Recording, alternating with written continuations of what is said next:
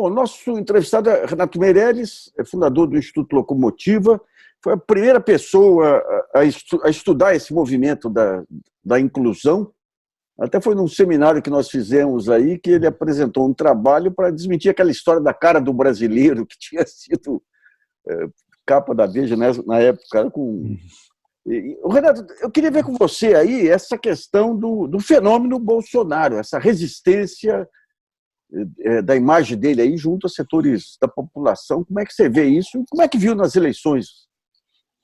Acho que para entender o que está acontecendo agora, a gente precisa voltar um pouco no tempo, né, Luiz? Primeiro, um prazer estar aqui com você, um prazer estar conversando com todos que te acompanham aí.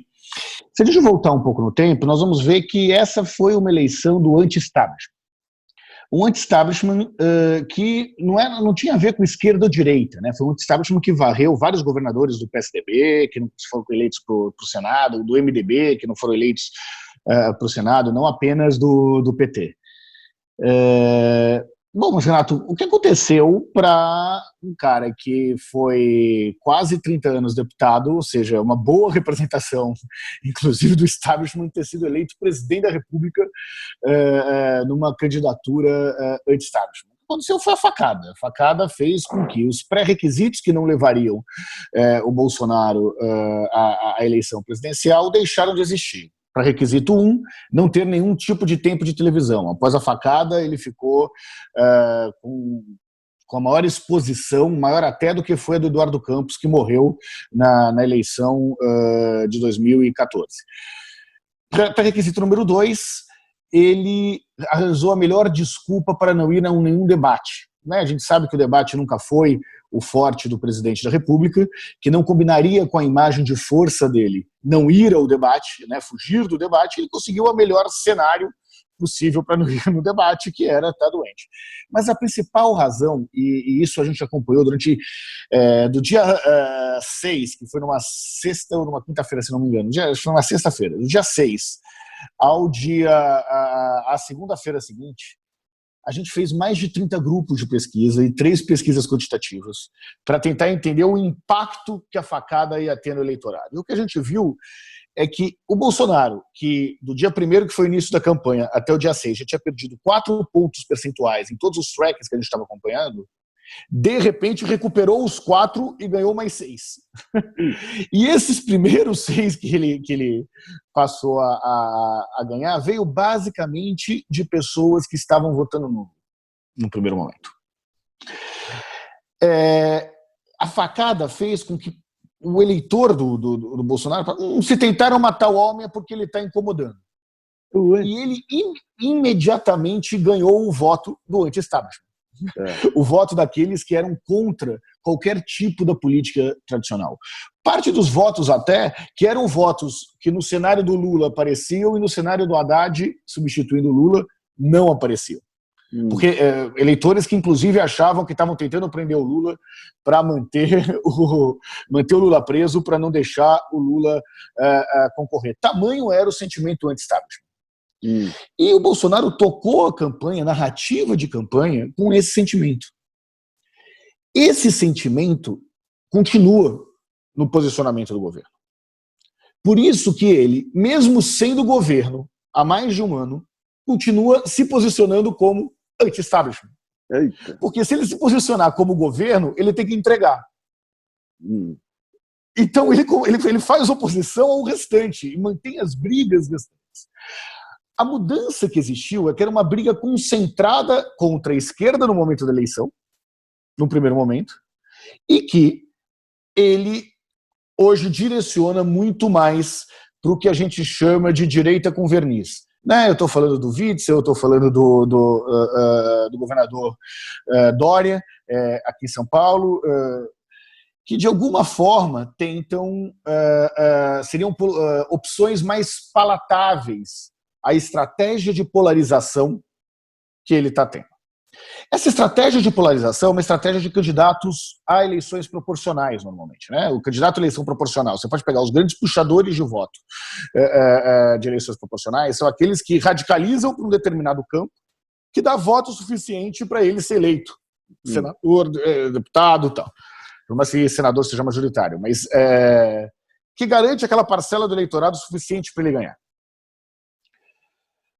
Numa situação de ausência de lideranças no Brasil, de fragmentação do cenário político, os 25% que ele tem, 20%, 25%, garante com que ele vá para qualquer segundo turno. Então a estratégia dele é clara de manter esses 20%, 25%. E se nós formos olhar a postura que o presidente teve nas inúmeras crises que nós tivemos desde o início do governo, inúmeras crises, as quase diárias crises que nós tivemos desde o início do governo, sempre foi de pregar para os convertidos. E de manter uma bolha fechada nesses convertidos. E de alimentar notícias, muitas não verdadeiras, muitas fake news, para esses convertidos.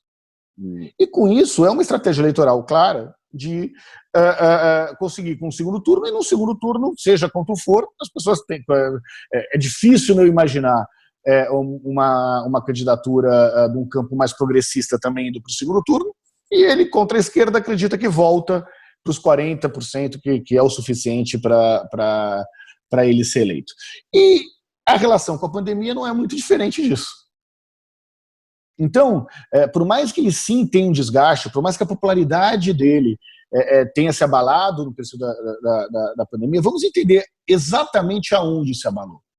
Abalou entre as pessoas próximas da classe A e B que conhecem, que tinham optado pelo Bolsonaro. Mas que isso é uma parcela pequena do eleitorado. Né? Eram pessoas da classe A e B que são quem os primeiros sentiram o vírus, porque são pessoas que viajam para o exterior, que têm amigos que estão no exterior, né? E essas pessoas começaram a sentir na pele um pouco do que é essa estratégia do Bolsonaro. Essa parcela se distanciou, mas essa parcela é pouco relevante no total dos eleitores. Eu não estou te ouvindo. Uma parte do antissistema dele era ser contra o seu próprio ministro da Saúde. Agora ele passa para a linha de frente. E você vai ter, de acordo com todas as previsões aí, um agravamento da situação junto a quem acreditou que era uma gripinha e que saiu às ruas. Como é que vai ser esse segundo tempo? Olha, nós temos Quanto maior for, melhor for a estratégia de confinamento, quanto mais vitoriosa for a estratégia recomendada pela Organização Mundial da Saúde, mais vai parecer que ela é desnecessária. É isso. Isso eu vi um estudo agora, que saiu agora. Então, assim, se as pessoas não morrerem no tamanho e na proporção que se espera sem o confinamento, a crise que vai ficar é a crise econômica. E aí ele criou uma narrativa para dizer que a crise econômica é dos governadores, que não é dele, porque ele foi sempre contra isso. Se a estratégia dos governadores é dos governadores, mas é da Organização Mundial da Saúde e de todos os países civilizados, for vitoriosa no ponto de vista de conter a doença, ele tem a desculpa econômica. Se não for vitoriosa no ponto de vista... A culpa é dos governadores. De conter as doenças, né, ele vai falar, olha, tá vendo como não funcionou a questão do confinamento? Então, é clara essa estratégia dele, que pode não parar em pé se o número de mortes crescer muito, que pode não parar em pé, porque a questão econômica, em geral, é associado mais ao governo federal do que aos governos estaduais, historicamente, mas que para manter os 25%, 30% dele lá, é suficiente. Então, ele está apostando nisso. E ele também está prisioneiro dessa narrativa que foi por ele criado. Agora, se as mortes de fato estourarem, ninguém aqui está torcendo para isso, o quanto ele foi irresponsável como presidente da República vai ficar nítido. E qual é o termômetro, Luiz, para saber qual é o número grande? Tem um número mágico? Para mim, não é só a questão do número. É deixar de ser uma estatística e passar a ser as pessoas. Até agora, o noticiário tem privilegiado os números. Então saiu de 500 para 1.000. Saiu de 1.000 para 1.500. Chegamos em 2.000 mortes. Isso, para a opinião pública, tem pouca diferença. Agora, se falar que quem morreu foi o seu João, foi a dona Maria, que era mãe de família, e trabalhava como empregada doméstica e não foi dispensada pela patroa, se foi o empregado que foi obrigado a voltar no trabalho porque estava com medo de perder o emprego. Se a gente começar a dar nome, RG, história de vida para essas pessoas, as mortes vão começar a ficar mais claras e mais próximas das pessoas. E aí essa postura, para ser gentil, pouco responsável, defendida pela presidência da República, começa a cair por terra. Os números meio que normalizam a morte. Sim. Né? E talvez o maior papel da imprensa, um papel tão importante quanto alertar sobre a importância do confinamento, seja humanizar esses números. Então, eu tenho assistido, para ser franco aqui, eu tenho assistido o Jornal Nacional, um pouco CNN, que fala mais para a parcela racional da opinião pública. Mas como é que você vê esse racha, de uma loucura dessa aí, de uma irracionalidade dessa, ganhar, junto a 25% da população, que é muita coisa, a narrativa usando as redes sociais? Quer dizer, é um sinal também de falência daquele papel sinalizador que a mídia desempenhou em outros tempos também. Né? Como é que se chega a essa crise, eu acho que até terminal da opinião pública? Como é que vai se refazer uma opinião pública racional, com todos os exageros cometidos pela mídia nesses anos? Olha, primeiro que quando se fala que uma parcela grande dos brasileiros elegeram Bolsonaro pelo antissistema, pelo anti-establishment, vamos entender quem é o sistema. O sistema não era só o PT, o PSDB, o MDB. O sistema eram as instituições. Existe, inclusive, a imprensa. Isso. Inclusive a imprensa. E nesse cenário em que você não acredita em ninguém, você só acredita no que você fala e no que você quer acreditar. O movimento das fake news cresce por conta disso. A pessoa não quer reproduzir uma verdade. A pessoa quer reproduzir aquilo que ela gostaria que fosse verdade. Ela precisa de alguém que alimente ou que dê mais argumentos para falar, olha, tá vendo como eu estava certo? E isso é fortemente pensado pela lógica dos algoritmos predominantes nas redes sociais. O que é um algoritmo para engajamento? Um algoritmo para engajamento, que é o que tem nas redes sociais, ele é uma fórmula matemática que tenta formar grupos mais homogêneos entre si e heterogêneos entre eles. Ou seja, um grupo mais consolidado, de um lado, e um grupo muito mais blindado de um lado e diferente do restante do outro lado. Você tem aspectos positivos e negativos com isso. Você teve um crescimento dos movimentos identitários graças a isso, você tem pessoas que se organizam socialmente graças a isso, mas, por outro lado, se você entrar numa rede social de alguém que mora no Juventus, que gosta de futebol e mora na Moca, você vai ter certeza que o Juventus tem mais torcedor que o Corinthians no Brasil. Tá. Então, o primeiro forma de conseguir combater isso é ter mudanças nos algoritmos das redes para garantir um pensamento diverso presente na rede. Tá. Essa é uma coisa matemática mesmo, mas é para garantir a diversidade de pensamento. Isso é um movimento. O outro movimento é começar a ter uma defesa ampla da verdade dos fatos. Então, tem uma defesa que não é o jornalista defendendo ele mesmo, mas é a sociedade defendendo a verdade, o direito da verdade. Isso começa a acontecer com essa crise. A gente tem vendo, olha, isso é medicina baseada em evidências, é uma estratégia política pública baseada em evidências, Nós temos que deixar isso claro de qual é as evidências. Claro a tal ponto de constranger aqueles que não estão baseados em evidência. E isso precisa ser fortemente trabalhado também.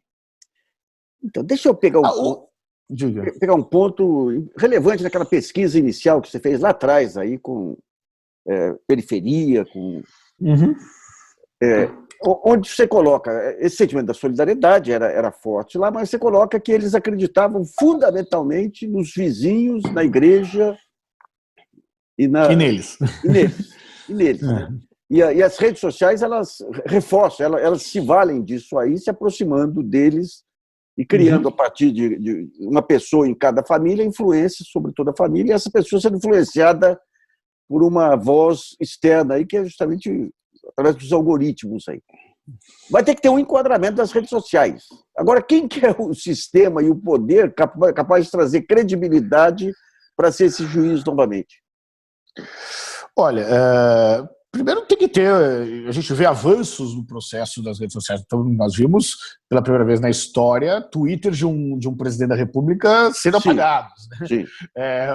Vídeos do YouTube saindo. Daí é óbvio que é um dilema entre, mas o quanto que isso é censura, o quanto não é, mas é um movimento que começa a mudar. Obviamente que algum tipo de regulação social seria necessário, seria fundamental para ter isso. Agora, a questão que tem que se dar em como falar sobre a importância da verdade, não apenas no jornalismo, mas também no entretenimento. Porque você tem que trazer isso no dia a dia das pessoas, né? Então, vamos pegar movimentos muito interessantes feitos pela própria Globo, por exemplo, para o combate à violência contra a mulher ou pela criminalização do racismo. Quando essa pauta entrava nas novelas, e quando a pessoa que tinha violência contra a mulher passava a ser desnuda dentro da novela, passava a ser desconstruída dentro da novela, quando o racismo começou a ser desconstruído na novela, isso trouxe um efeito para toda a sociedade. Então, não pode ser uma defesa do jornalismo apenas falando para ele mesmo. Entendi. Tem que entrar em outras esferas da discussão social e dos debates sociais. A outra questão é que não pode existir um certo pudor que ainda existe em não dar os nomes corretos à mentira. Se alguém mente, você tem que falar que a pessoa mentiu. Falar, olha, o presidente da República falou que a cloroquina já é usada em todo mundo. Mas isso não é verdade. Falar isso não é verdade é diferente de falar que ele mentiu. Tá certo. Tem que dar nome para as pessoas. Porque não tem nada mais vinculado à política tradicional do que a mentira. Sim. Enquanto não se usar isso para mostrar que não é anti-establishment, pelo contrário, é o establishment e é a representação da política tradicional, essa imagem dele junto com o eleitorado não será desconstruída. Só que tem que ser dito, e tem um monte de pudor que não faz nenhum sentido. Então, mas vamos pegar um ponto aí que é complexo aí, o Renato, que você acompanhou bem também, que em todo esse período que nós tivemos nos últimos anos aí, o jogo político, da mídia inclusive, baseou-se na mentira. Quer dizer, quando você chegava e falava que o ministro tal cometeu um crime porque gastou o cartão corporativo comprando uma paçoca lá, estava mentindo. Claro. No plano mais sofisticado, quando você disse que a Petrobras estava quebrada e tinha que vender tudo, era uma mentira. Então, digamos, a hipocrisia sempre fez parte do jogo político. Quando o PT dizia que também não fazia nada e estava cooptando usando a Petrobras, ele estava mentindo. Mentindo, é claro. Então, de um lado, você teve, digamos, a internet, e a hipocrisia sempre fez parte do jogo político. A internet, de um certo jeito, as redes sociais, elas desnudaram a hipocrisia. Você não podia mais usar a hipocrisia como você usava antes. Como que vai se refazer esse monstro chamado opinião pública nesse jogo em que as mentiras são desnudadas e outras mentiras surgem? A hipocrisia... é uma complicação, rapaz. Porra. Eu acho que tem duas questões aí. A primeira é entender. Tinha um termo que eu usei em algumas coisas, que era: eu não tenho bandido de estimação. Tá. Você... O que você quer dizer? Você não pode ter dois pesos e duas medidas. E esse jogo da polarização e da guerra, que é o jogo do presidente da República, também é o jogo de parcela considerável da esquerda. Sim. Não é diferente, porque parcela considerável da esquerda também acha que a melhor chance de voltar ao poder é essa extrema polarização. Insistindo num processo de lideranças que tem uma dificuldade enorme de entender o que é esse novo Brasil, de reunir as pessoas. Então, quando todo mundo mentia, tem uma coisa que a gente usa para os nossos clientes do varejo, que quando tudo é oferta, nada é oferta. Ou seja, você entra num lugar que tem tudo com preço, você não sabe exatamente o que está mais barato. Tá. Se todo mundo só agride o outro, se a gente para de discutir o argumento dos fatos, e talvez a panela seja a expressão estética mais clara disso, né? Porque quando você está batendo panela, você não quer mais ouvir. Seja de qual lado você está batendo panela. Você tende a ir para os extremos e o meio fica meio sem referência. O grosso do eleitorado, né? Então nós estamos falando aí, sei lá, 60% do eleitorado escolhe pelo que o que ele considera menos pior. Sim. Para você romper isso, primeiro você tem que ter um grande compromisso com o que você acredita. Mentira é mentira, de esquerda ou de direita. Corrupto é corrupto, de esquerda ou de direita. Tá. Então, e ter um real compromisso com isso não é um detalhe. Só que, infelizmente, boa parte das lideranças não tem esse compromisso, porque preferem estar a serviço do jogo político ou da disputa radicalizada política. Então essa é a primeira coisa. Porque também a esquerda é vítima das redes sociais, daquilo que eles estão falando no seu próprio ambiente. A outra questão, além desse compromisso com o que é fato, é entender que o corona bota o Brasil numa outra situação.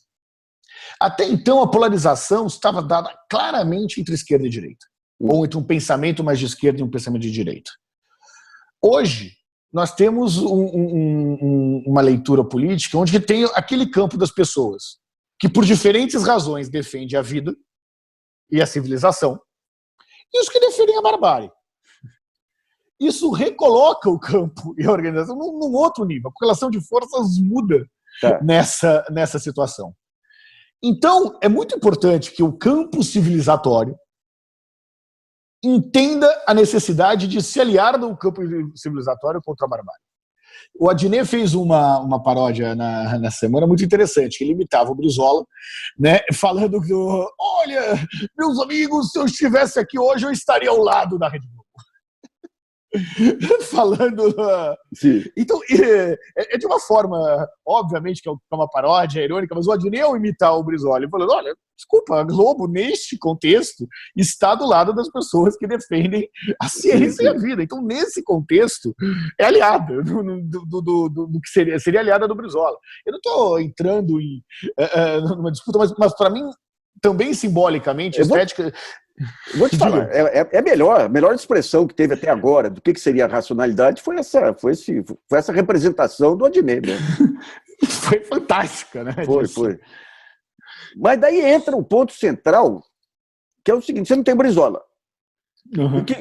E quando você olha as lideranças que estão se apresentando aí, você tentar criar um Hulk, o próprio PT também não sabe onde se coloca, se entra para manter a radicalização anterior ou se...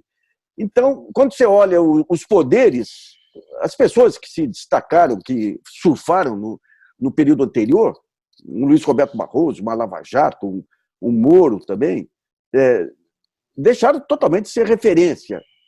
Então você não tem a referência. De onde vão surgir as referências, digamos assim? Você tem a racionalidade, que é a própria Globo se posicionando, você tem grupos racionais da esquerda, o próprio Flávio Dino tentando se reposicionar dentro desse novo pacto, mas as referências para se contrapor ao Bolsonaro não existem praticamente.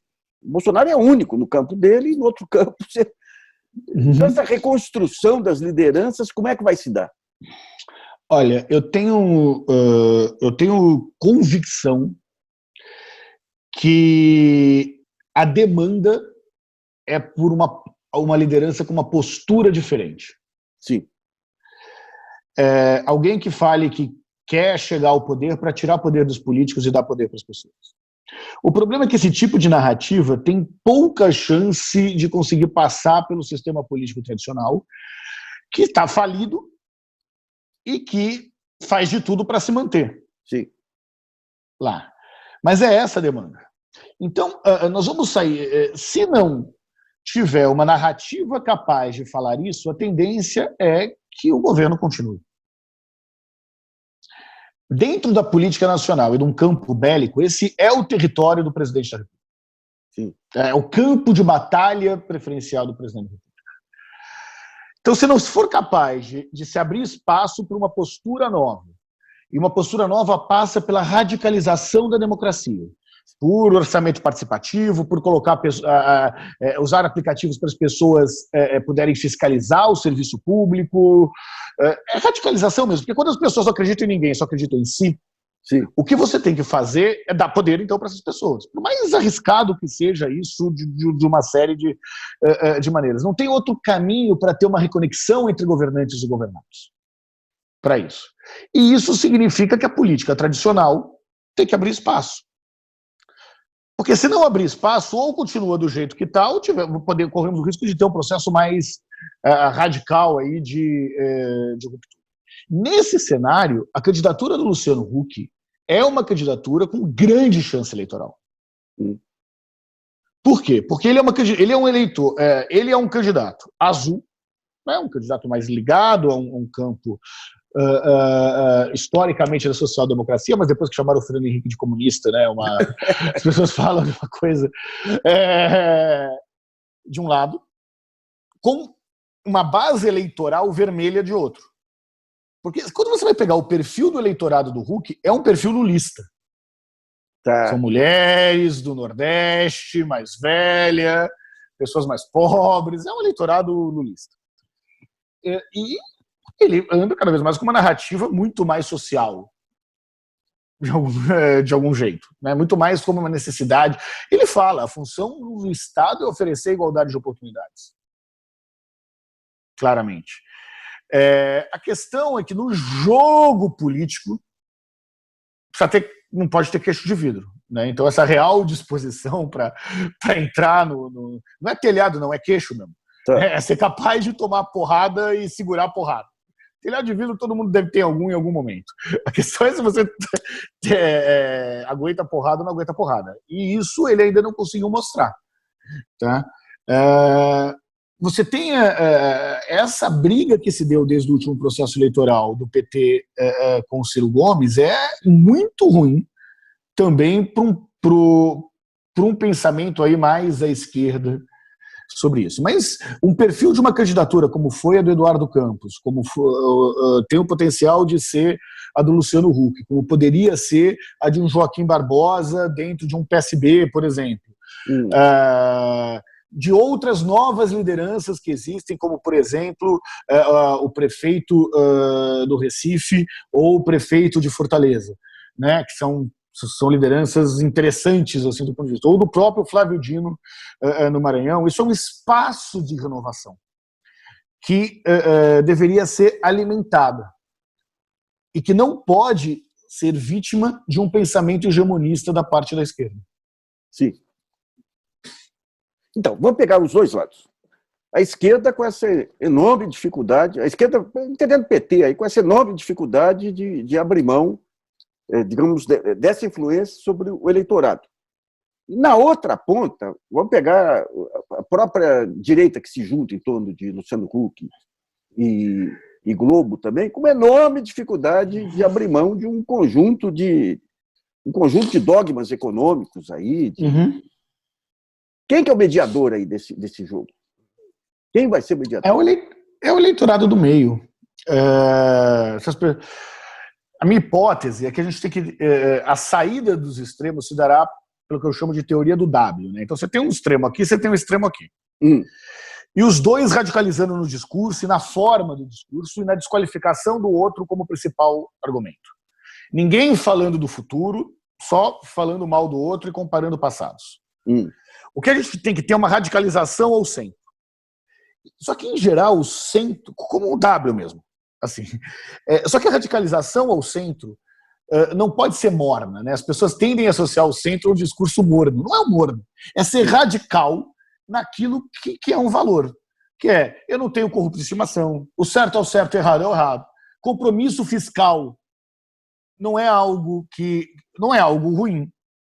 Mas isso não significa que o Estado não tem que oferecer igualdade de oportunidades, que não tem que distribuir renda. E os grandes países capitalistas do mundo estão distribuindo renda de forma muito radical. Sim. Então, isso não tem a ver com esquerda ou direita, tem a ver com civilização barbárie. Tem que distribuir renda. Tem que distribuir renda.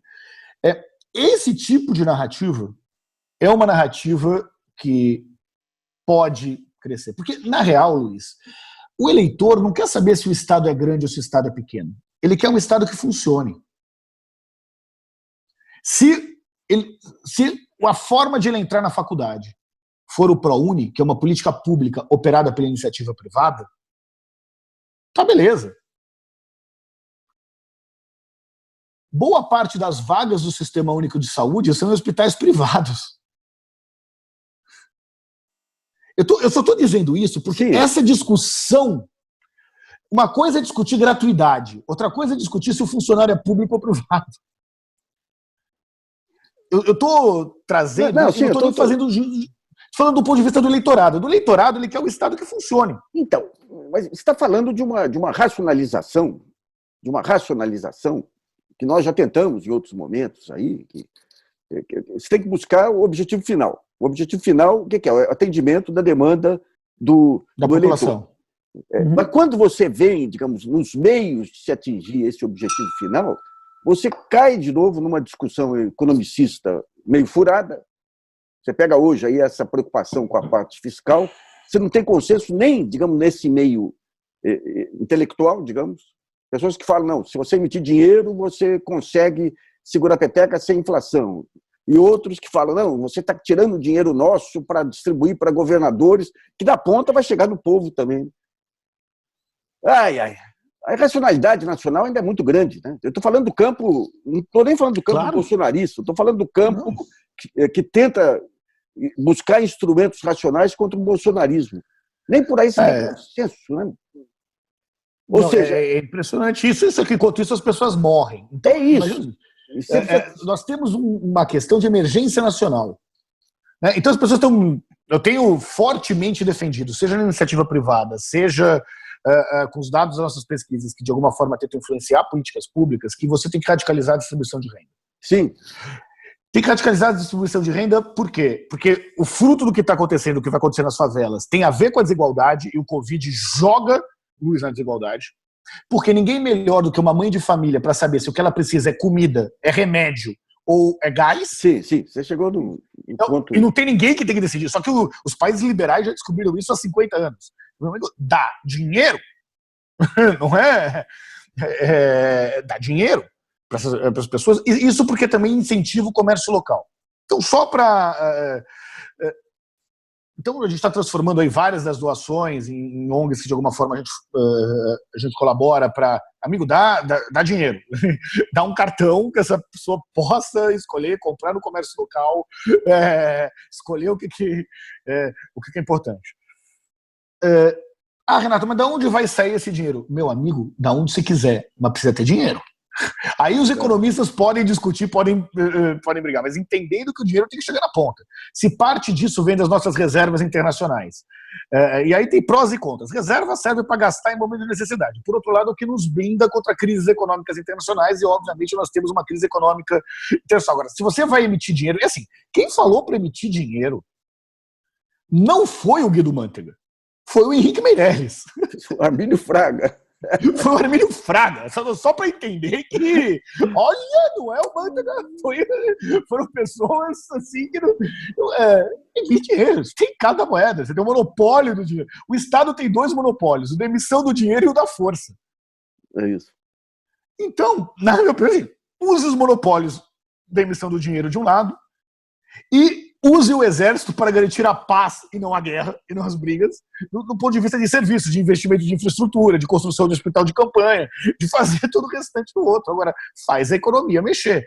Porque tem um negócio que é importante nesse falso e, na minha opinião, estéril e radicalizando imoral debate sobre saúde versus economia. Sim.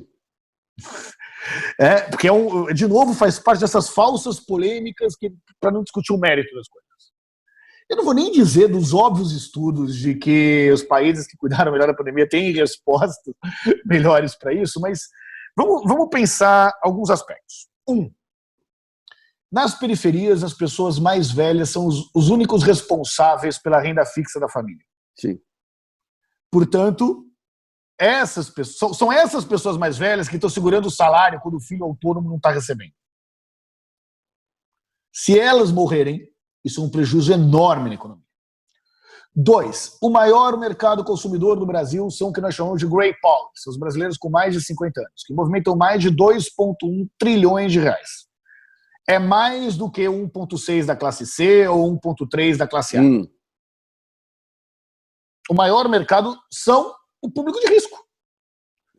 Portanto, matar essas pessoas mais velhas é comprometer o maior mercado consumidor do Brasil. Boa. 3, tem uma coisa meio básica dos livros de economia que eu acho que as pessoas esqueceram. Mortos não trabalham. Mortos não produzem. Então, se a gente quer recuperar a economia, as pessoas precisam estar vivas. E, no limite, a economia se recupera. Vidas humanas não se recuperam. Sim. Então, esse debate, além de ser imoral, é pouco inteligente de ser feito.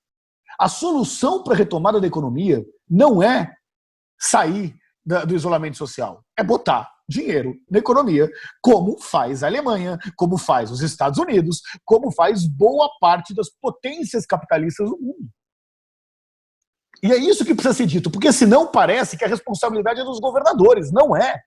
A responsabilidade é da presidência da República, que demorou muito para começar a pagar o auxílio social, num país em que 8 de cada 10 pessoas não têm poupança.